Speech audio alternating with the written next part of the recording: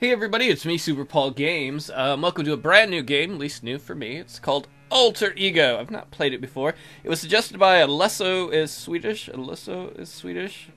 I'm sorry if I mispronounced it. I had to. I pronounced it two different ways. So I just made sure I screwed it up. Sorry. Thanks for suggesting it. Let me read. Welcome to Alter Ego. Have you ever wondered what your life could have been like if things had been gone a little bit differently? Well, in this game you can find out. Let's start a new game. Oh god, the game begins not long before your first birthday. Oh, technically your first birthday you'd be 1 year old. Wow, I'm a creepy baby. I got these giant eyebrows. I got old man eyebrows. I'm old man baby kids. I am male because I have a wiener.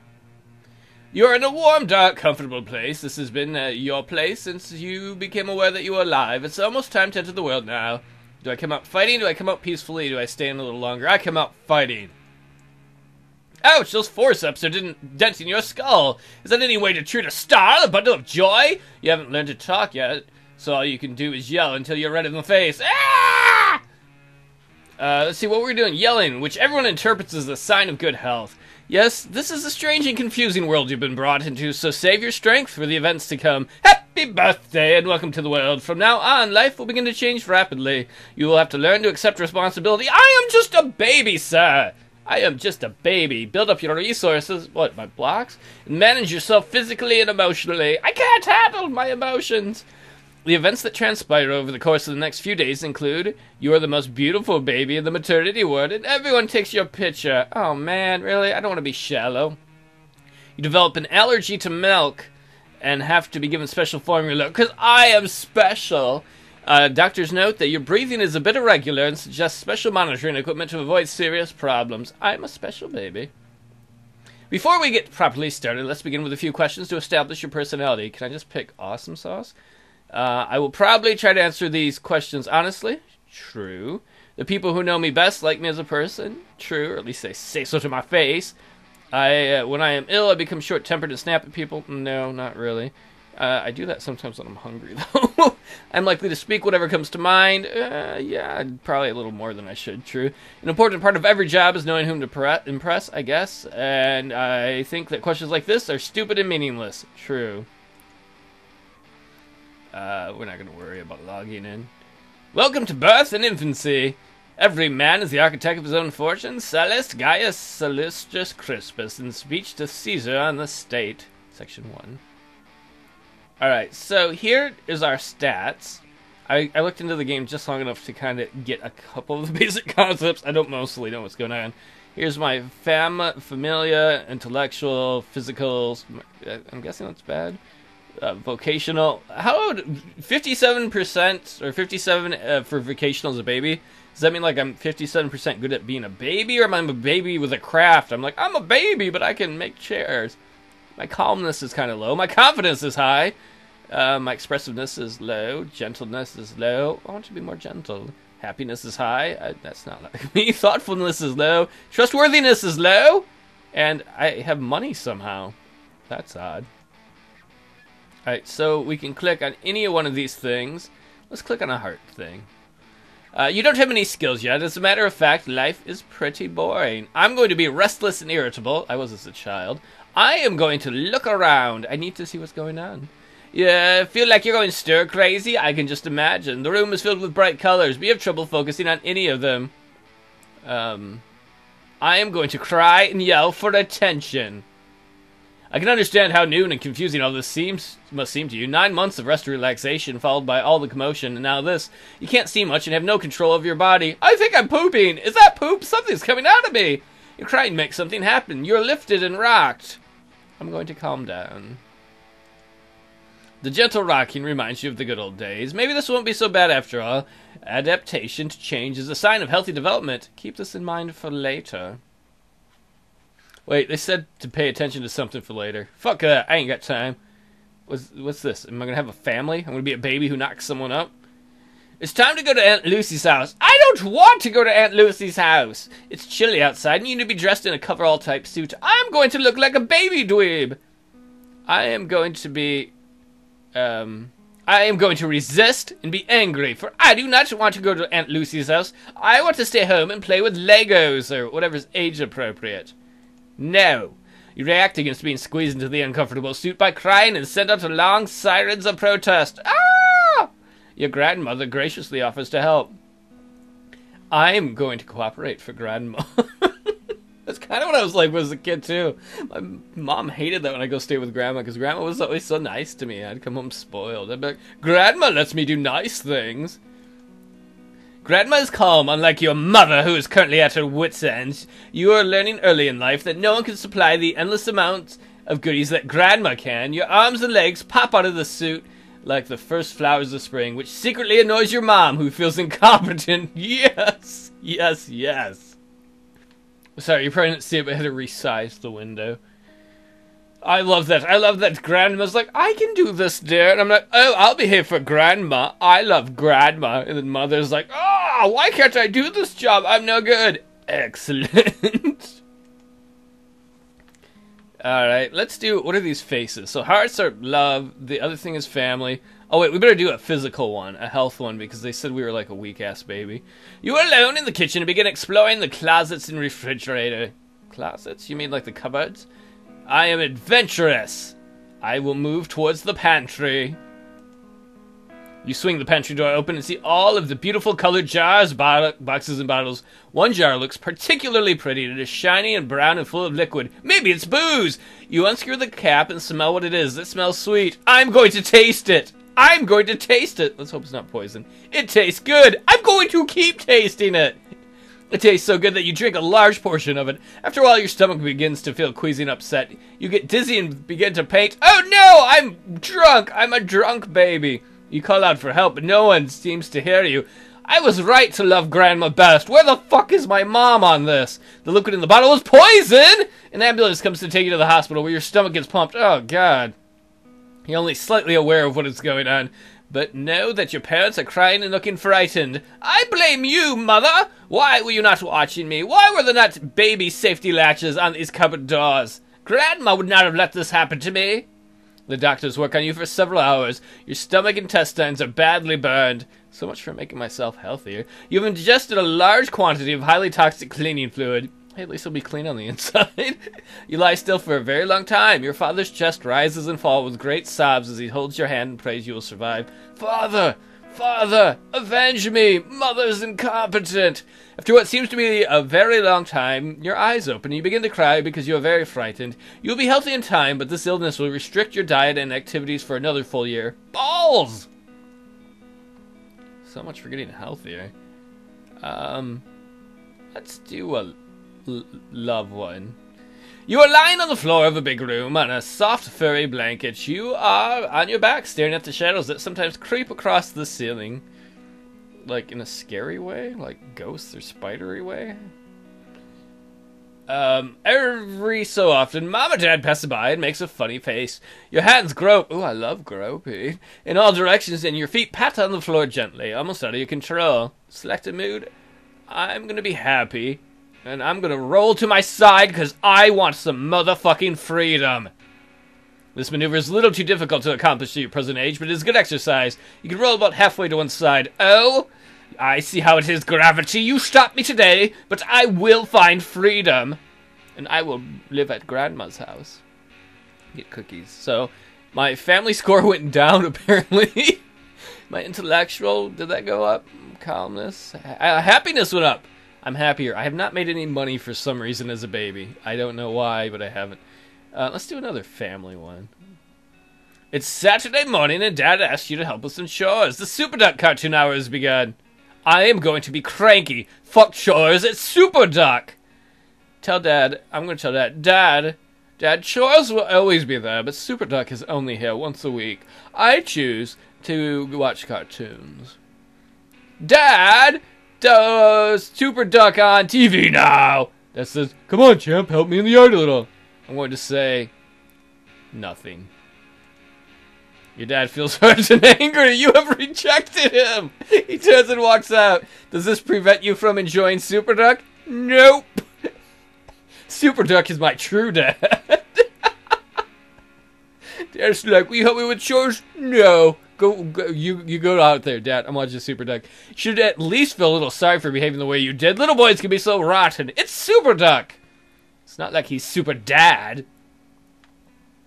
Let's see. Did my thoughtfulness go down? My happiness should have gone way up because I'm watching freaking Super Duck. My soul show is really good too. Oh, if you look too, I'm unattached. I'm a toddler who's unattached. Let's do some intellect. You're exploring the playpen and feeling very lively, better than feeling dead. Like a prize fighter, you grab a hold of the playpen bars and shake back and forth, flexing your knees. Oh, how about like a prize fighter? How about like a wrestler when like Hulk Hogan would grab the ropes and be like, ah, I feel daring. I am going to take some freaking steps. You are facing the wrong way. You walk into the playpen and fall right on your back. Your head hits the mat with a loud thunk. This is going to be dangerous. You want to try again? Yes. I need freedom. You stumble across the crib like a punch-drunk sailor, and firmly grasp the rail on the other side. I will not be stopped by you, gravity. I laugh at thee. You've taken your first steps. Soon you'll be tripping the light fantastic, chasing women and running away from spankings. At the same time. And where were you, Mother? Were you here to see my first walk? Were you here, Father? No, I chose right with Super Duck and Grandma. I hope they get married. They'll be like, dear, I can't marry Super Duck. But come on, Grandma! My confidence is way up. I like that. Let's do another health thing. The phone rings while Daddy is ironing a shirt. He must leave you alone in the room with the iron. Must he? Must he? Negligence. I am in a helpful room. I am going to help Dad iron the shirt. I feel a little bad about the Super Duck thing that I didn't help him with the chore, but now that Super Duck isn't on, Dad is number 3. It's Super Duck, then Grandma, and then Dad, and then Mom. So I will help him iron the shirt. The iron is heavy and hard to manage. You try to push it across the shirt with 2 hands. You leave the iron on top of Dad's shirt and it burns a hole right through. You could have gotten burned very badly, even though you're trying to be helpful. But I didn't! I didn't get burned badly, and Dad's shirt did. And he should have learned an important lesson about leaving a child in a room with a hot iron. I swear my parents are incompetent. Let's see, did I get any points for that? Social? I don't know. Let us do a love one. Will these cut things off if I fix them? I don't know. You're sitting in your high chair. My chair is high, says I, for I am better than the rest of you with your low chairs and your low brow waves. Eating your lunch, which consists of crackers, strained peas, ew, and a mug of milk. You are just learning how to eat with utensils. I am going to be curious and pick up the Super Duck plastic drinking cup. No, no, no. That seems good. I am going to escape from my high chair. Foolish humans. Parents, you will probably do much traveling when you get older. This isn't bad, provided you're not traveling to avoid responsibility. You slip out of the chair, but hit the floor much harder than you expected. Bab, I am not going to cry, for if I cry, my incompetent parents will grab me and put me back in my prison chair. I am about to crawl away. Nothing, not even a sore bottom, can stop you now. You are headed for daylight. You go for the blocks with the speed of a charging buffalo. You encounter a large leg. I will not submit. I will dodge this human parent leg. I will have my blocks. You fake left and move right. I deke. I'm going to be a hockey player someday. Your mom is caught temporarily off guard. Fooled you once again, maternal unit. You are incompetent. And once again, you are unobstructed. Your confidence increases even though you are eventually caught and dragged back to the high chair. Let me use my spoon. Using hatchet-like strokes, you pulverize the cracker until it is unrecognizable. I'm gonna quietly sprinkle the crumbs all over the floor when Mom's not looking. Yeah. Oh man, this is an awesome suggested game. All of the characteristics related to extreme sneakiness and hostility have increased. Your actions will not be detected until next time someone sweeps up the floor. How do you feel about this? I feel damn good. I escaped the high chair, and then when they put me back in my prison when they weren't looking, I did my own act of rebellion by putting cracker crumbs everywhere. You're even more sneaky and mean than I thought. What kind of adult will you turn out to be if you keep this up? A politician, maybe? How many of these do I get to do before I move on? This is really cool, though. I'm happy. I'm super freaking confident. I'm not very thoughtful or trustworthy, though. Let's do let's do a health thing. You're eating at the house of one of your parents' friends. You were told by your mother to be on your best behavior. I will not listen to that cunt. Something that you ate has disagreed with you, and now you feel very sick. I am queasy. Let's just... You know, I'm going to call Mom. I don't know these people. I don't mind looking bad, but let's call Mother. Mom puts you off for a bit? You can't say you didn't try to warn her. Your stomach rumbles. Bleh. You throw up all over everything. Mom is angry at herself and embarrassed. Yes, Mother. Don't you feel like a bad mother again? Your child called for you and asked for help and you ignored me, and now I got sick everywhere. You're the worst mother ever. You're like Mother Hitler.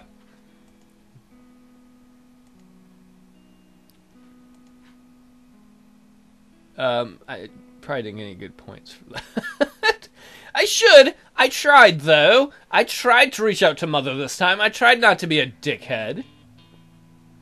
You're lying down in your crib and greeted by a nosy neighbor who has a child just around your age. The neighbor says, "Ma, look at that funny little nose." She turns to your mother and adds, "Don't worry, dear. I hear that noses are the last thing to look truly human." She picks you up. I am angry and vengeful. I am going to collect a mouthful of drool. You will pay for your impertinence in impuding upon my perfect nose. A nice puddle of saliva is formed on the inside of your mouth. I'm going to open my mouth now and drool on the neighbor. Blah. Splash, a gooey stream showers your neighbor's face and hands. While you give her a glassy-eyed smile, she places you back in the crib and excuses herself. That's right! That's right! Leave! Dare you say bad things about my nose? Oh, I love being a baby. I didn't realize it was so fun. You're still not completely familiar with using the toilet. I'm guessing we're a toddler at this phase. It's still quite fascinating to you. You have just finished. You've cleaned yourself up like a big boy. I'm going to be playful and curious. I'm going to watch the... No, I'm going to make a boat out of Mom's brush and float it in a bowl. Oops, it doesn't float. You can flush the bowl or get it out with your hand. I'm not putting my hand in there. I'm going to flush the bowl. Whoops, it spins around 3 times and tries to go down the pipe. It goes halfway down. The water slowly rises and spills out of the toilet. Mom rushes in. You stand there looking at your mother with your index finger hooked into your bottom lip. The cutesy routine doesn't work. You are sent directly to your room. Oh well. That's still pretty fun.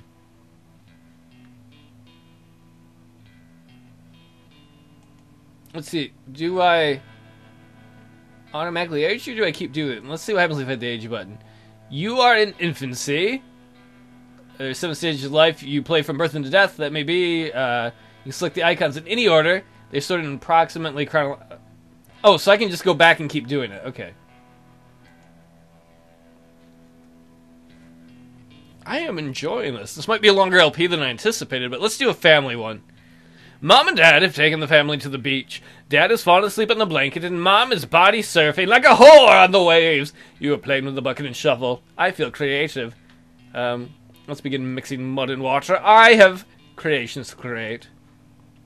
The mixing is best accomplished when done by hand. You imagine that you are a world-famous chef. First course will be mud soup. This will be followed by mud burgers for dessert and mud pies. After you are finished, let's walk over to Dad. Dad is still sleeping, but looks like he might be the perfect dinner guest. You ask him if he'd like to try mud soup. I'm going to feed him the mud soup. I'm not going to make believe it. Dad, it is time for you to eat my culinary creation. You carefully dip the shovel into the bucket and remove some mud, complete with seashell vegetables. You're going to rub the thinnest bit of it against his lips, certain that it will not wake him up. At the last moment, you reconsider the act. No, I'm going to feed him the mud soup. You shovel is near his lip. Your tiny hand shakes slightly to try to keep even pressure on the shovel. It's like, I don't even want him to wake up. I'm like, you're going to eat mud. All at once, a rather large mass of water, sand, and broken seashells flips off the shovel and deposits itself directly in Dad's half-open mouth. Dad wakes up believing he is about to die. Excellent. Oh, Dad, did you enjoy the meal I made for you? It was made with love. Alright, that's going to be the end of this episode. Next episode, I'm just going to keep going into Alter Ego. We're going to see what it's like in our next phases of being a baby. Thanks for watching.